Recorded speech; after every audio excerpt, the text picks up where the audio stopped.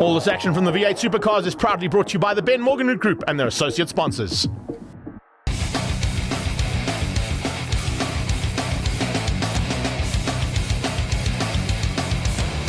It's down to the arena of motorsport for the next round of the V8 Supercars. Zwartkops and all the action here with V8 Supercars in the past has been incredible. And we're expecting more of the same now as we've got close to 17 cars back on the grid looking to go racing and do some damage here at the Zwartkops arena of motorsport. It starts off with a short straight into turn 1, a hairpin corner down at turn 2. Everything she's got right through turn 3 and up to turn 4. A light lift off through turn 4 and then everything she's got back up the hill towards Sassel Corner. Hard on the brakes, down to second or first gear depending on your gearing. Kenwood corners a double right hand, a mix FM, and finally turn number 8. Thank you very much for LSP again. They really spoiled us, they gave us these awesome machines to race. But yes, yesterday I went out of the car, first time out in a very long time in a West Bank V8 or a supercar as I call them now. And it was awesome to drive them again. Today I'm not so happy with the setup. I changed some of the setup last night, maybe I should have not. So the car was a handful this morning. I lost it twice, but I qualified 4th, so I'm happy so far. Yesterday we had a bit of trouble with the handling of the car. We managed to do some stuff on it. It actually shown off now. I'm happy with the times, I'm happy with P1. It's the first, I think it's the first lady ever to qualify on P1 with the V8 Supercars. So yeah, I'm very happy. Incredible to see this young lady doing such a good job behind the wheel of a big V8 supercar. And she's certainly going to be a tough competitor and a difficult person to beat today. Everybody getting ready to rock and roll now. Race 1 coming up straight after the ad break. We'll see you there real soon.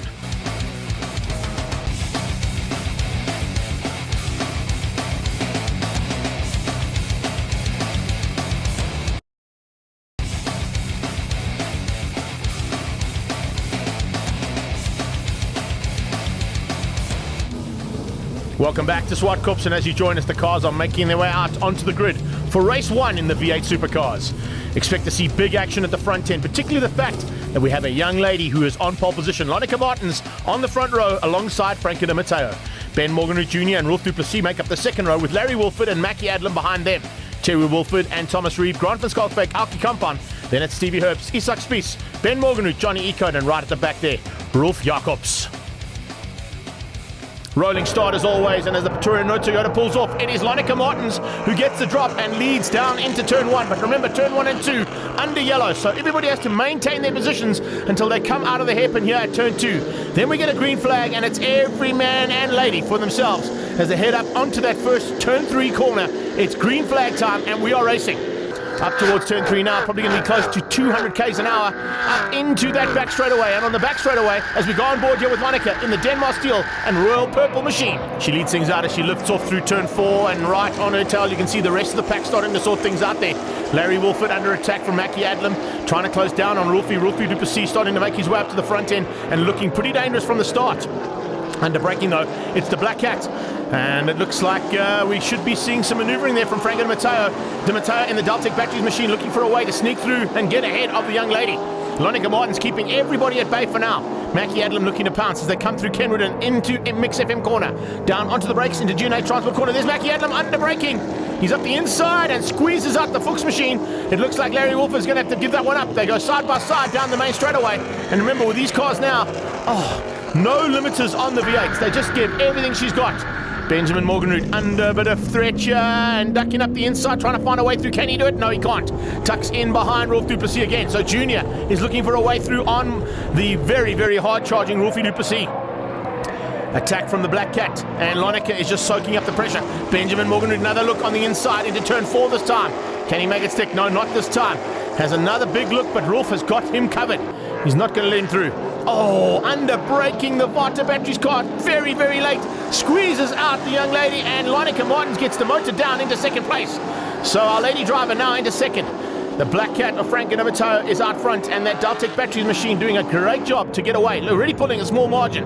Duplessis looking to close things down now. Maybe going to look to pounce. Change up just behind, and Mackie Adlam has got ahead of Junior and of Wolford. So Adlam now looking to close things down at the front end. Di Matteo leading out. There's a change for second. Oh, Duplessis squeezes out. Very similar to what we see on an oval track. The two of them going at it now in big V8 supercars. Down the back straight away, Duplessis up to second. Lonica Martins down into third. Unfortunately, it looks like there may be a little bit of an issue there because she's losing a little bit of ground there to Duplessis and also to the hard-charging Mackie Adlam. Adlam is on a charge there. They're auto racing. Adlam auto racing and Stardust Communication. Jaguar is on a charge big time and is nearly onto the back end and looking for a way through on Lonica. Lonica Martins going defensive as they come out of Kenwood into Mix FM. Heading down that little short straight now. Have a look at the power. There goes Adlam on the inside. He's got the inside line, and will he be able to get out? Yes, he will. Perfectly done. Absolutely perfect timing for that overtaking maneuver. Now Benjamin Orgenhout goes hunting. The two youngsters of the class are very similar in terms of their driving style and the skill available to them. And the power output of those two cars, very even. But under braking, it looks like, I think Lonica's got a problem. There must be some kind of issue because now Benjamin Orgenhout has gone through as well. Orgenhout still side by side, hasn't quite cemented that pass just yet. But as they go through turn 3, there it is. Larry Wolf are going to look to do the same thing and look on the inside. And the Hoosier and Denmark Steel Machine, unfortunately, falling by the wayside here. Certainly not what this young lady wanted, considering she was on pole position and looking so good in terms of her lap times. Up onto the braking markers, we're on board here with Larry Wolford. Look at that, down the gearbox. That was down into second gear now as they come through and squeeze on the power ever so slightly. In fact, it looks like he went into first gear. Remember, these cars have got 170 kilometers an hour available to them in that first gear. This is Rolf Duplessis' point of view. He's looking in those rearview mirrors. He knows he's under attack. He's having to do some defensive driving as he looks to go on the attack at the same time. He's watching for Mackie Adlam coming from behind, but looking to go on the inside. Oh, what a move. That's a great maneuver. Frank and Matteo went wide and tried to cut the late apex, but opened up the door, and Rolf said, I'm coming through. We have a new leader. Rolf Duplessis leads things out now, and you can see how hard he's pushing in the Ultimate Raceway car. It's Delta Batteries and the Zwartkops Batteries Jaguar right on his tail. Then we've got Adlam Auto Racing and Stardust Communications Jag. Two Jaguars fighting with that Holden. On the inside, Adlam squeezes out Dimatao going into third place now and into the clutches of Benjamin Orgenhout, who's sitting just behind there in the Benjamin Orgenhout Ford. As they come through there, absolutely nothing in it between those top three. And Rolf Duplessis, even though he squeezed a small margin, that'll be closed down. Whoa, in the background, Junior getting out of shape onto the dirty stuff. Fortunately, it looks like he was just able to hang on to that one before it went wide. Grant van Schalkwyk looking for a chance now to squeeze out Lonica Martins. It's the first time we're seeing Van Schalkwyk back in a V8. So good to see him back again. And he really is one of the top contenders, an ex-champion in this category, so he knows what to do in a V8, and he's got through in the Corvette. Let's crank it up though.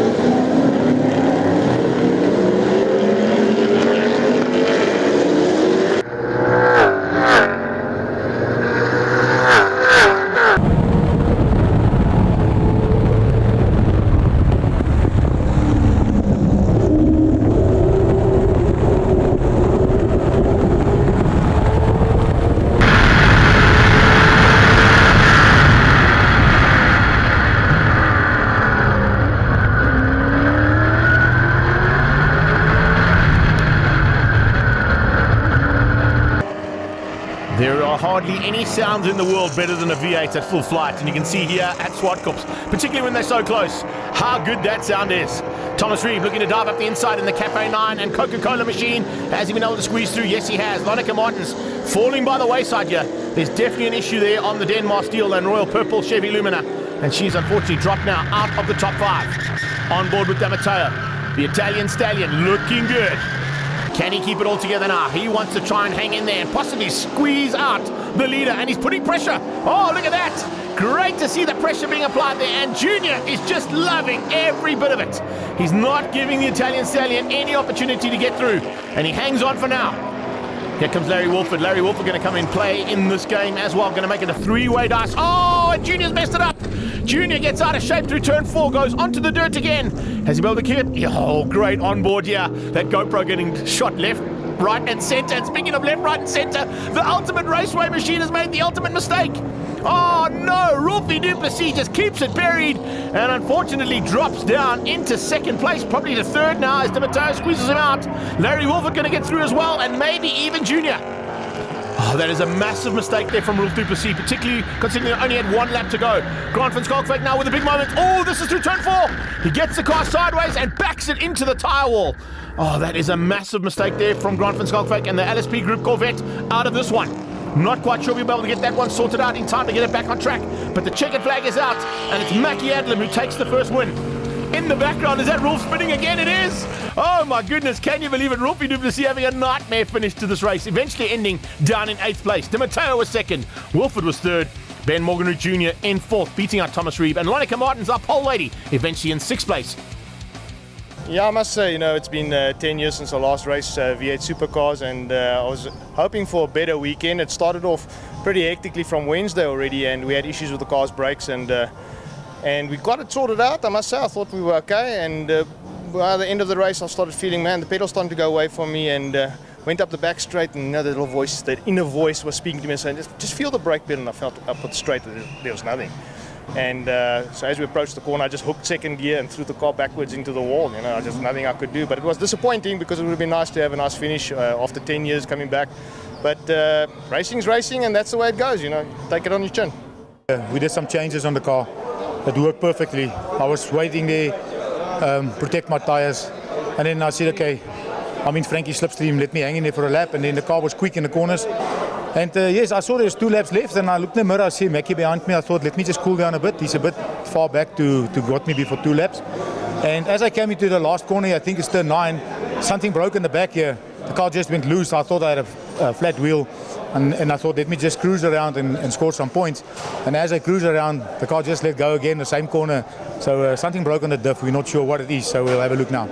I'm very happy. I mean, first of all, it's a good turnout with the V8s. I mean, 16 cars on the grid. It's excellent. It's like the old days.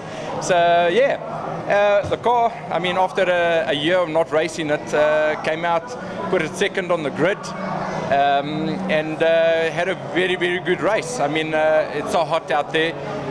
What happened was I was leading the race, and the car goes into limp mode because it got hot, and then it cooled down and got hot again. So then the guys caught me. A few guys overtook me, but then I came back to 2nd. So yeah, we had a good race. Excellent.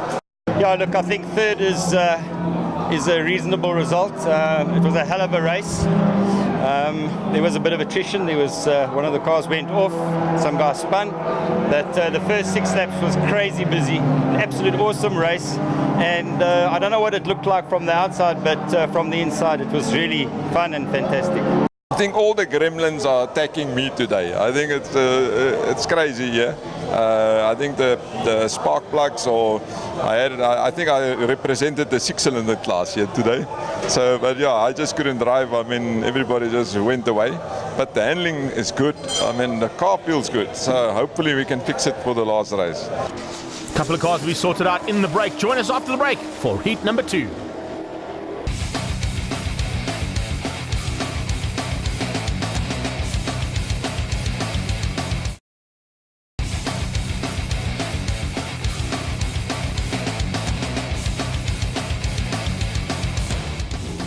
Welcome back to coverage of the V8 Supercars here at Zwartkops.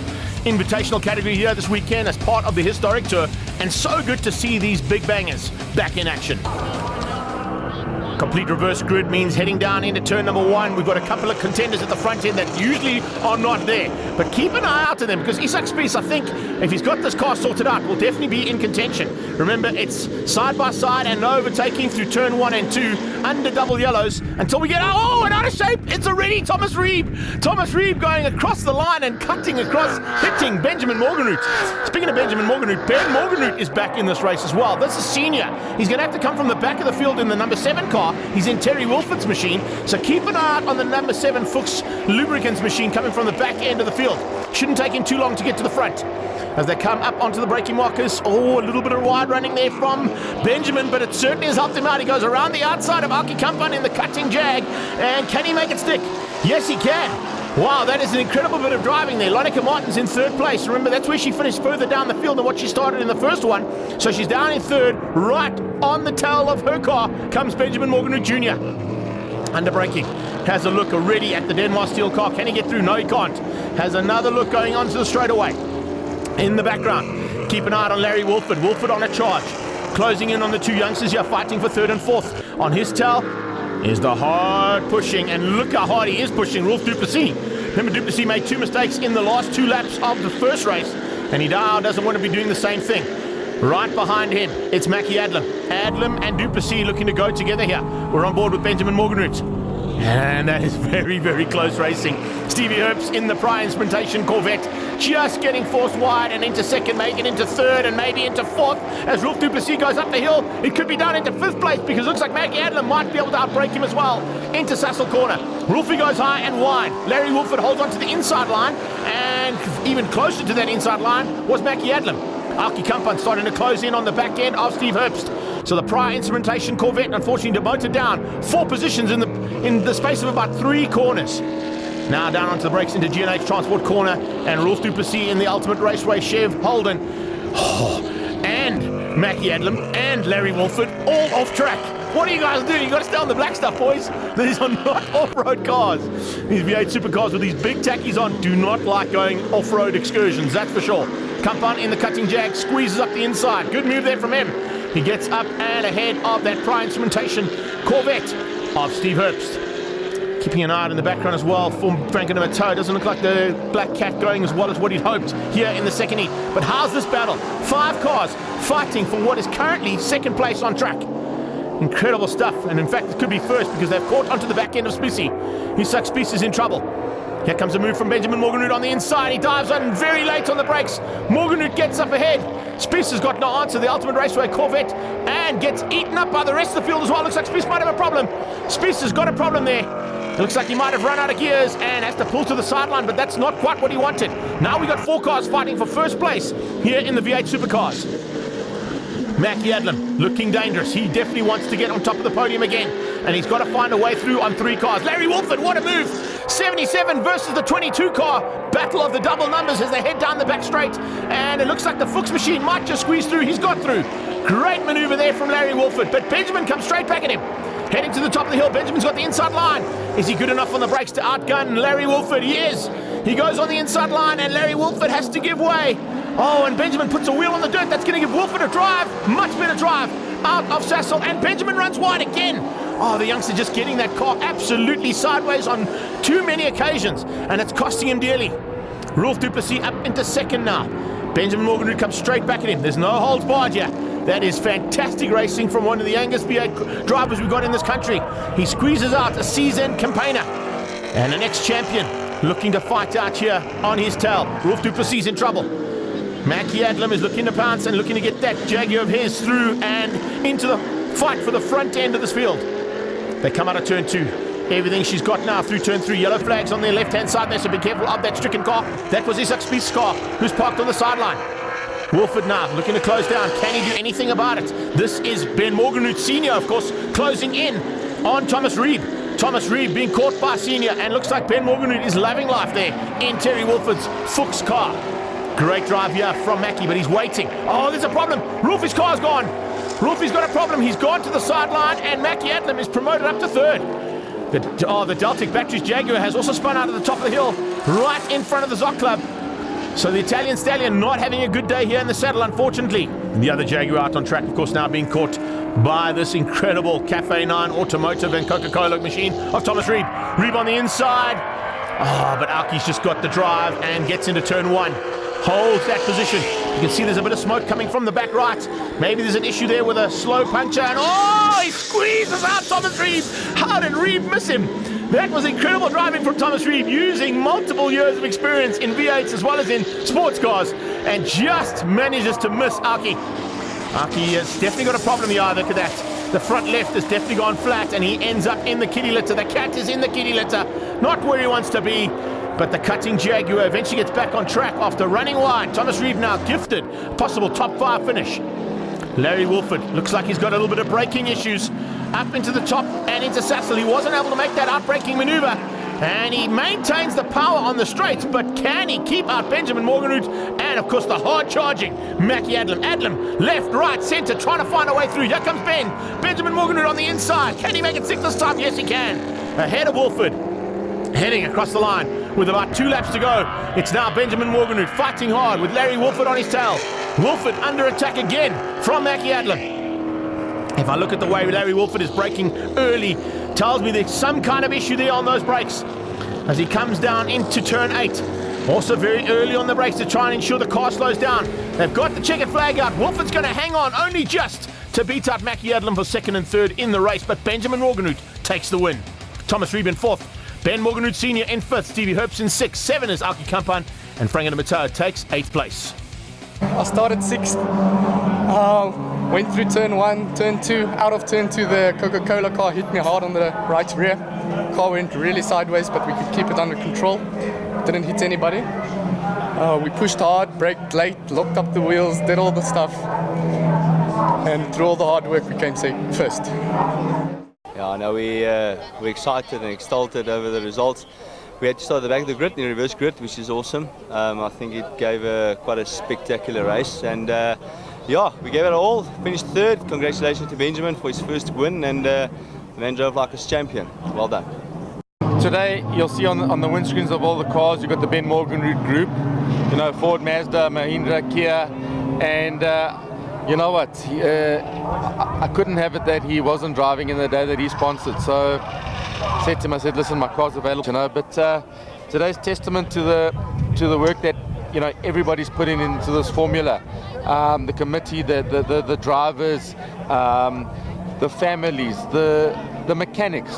I mean, today's racing was top notch, and you know, our entries, I think, was, you know, 16 cars. Yes, we had a couple of mechanical failures, and that's to be expected in racing.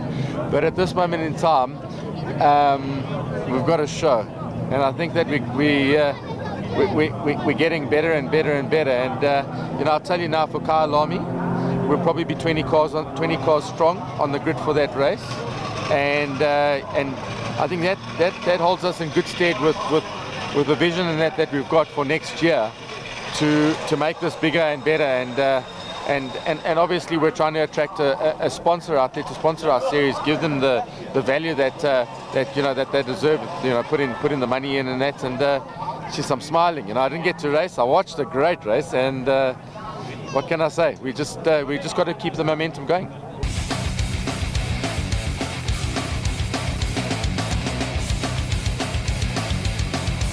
Well, we have a wonderful day here at Zwartkops today. I mean, what an amazing race, Ben. I think, you know, we talked about the show in East London. You know, we said we're going to come to Zwartkops and we're going to come in full force here. And I think we had 15 cars here, or 16 cars. And I think what a show. I mean, the spectators loved it. And, you know, what can we do in this sport without the sponsors? You know, and I think that's so important. You know, we need sponsors in this game. And I think as Ben Morgenroot Group, you know, that sponsored the day here for us, you know, we just want to thank you for your commitment and your support. I mean, not just as a racing driver, but also your group. Can you just give us a bit of a background to the Ben Morgenroot Group? Well, it's a multi-franchise. It started off in Western area many years ago with Mazda, and we're now in Randfontein with Ford, Mazda, Mahindra and Kia. So we're a multi-franchise. And as you said, you know, you need exposure. That's how you get your name out in the marketplace. And I like to think that we give the same sort of service to the public through the dealerships as we do to motorsport on the circuit. And what I also want to do is I want to thank one very, very special person, and that's Terry Wolford. He's, as you know, our association chairman, and he's revived Samcar again. He's done something that a lot of us didn't think could be done, but through perseverance and doggedness, he's had the turnout that we had today. There were 16 cars entered. East London, we were 12 cars, and he tells me that for Kyalami, he has 20 cars lined up for Kyalami. It has just blossomed suddenly under his chairmanship, and I think I speak for all the competitors in the category. So Terry, thank you very much. We also thank Ben Morgenroot Group and our associate sponsors for all this action from Zwartkops. And remember to catch all the action at the next round of the V8 Supercars. That'll be at the Kyalami Motorsport Festival. We'll be there to bring you all the action, and we hope to see you in the grandstands.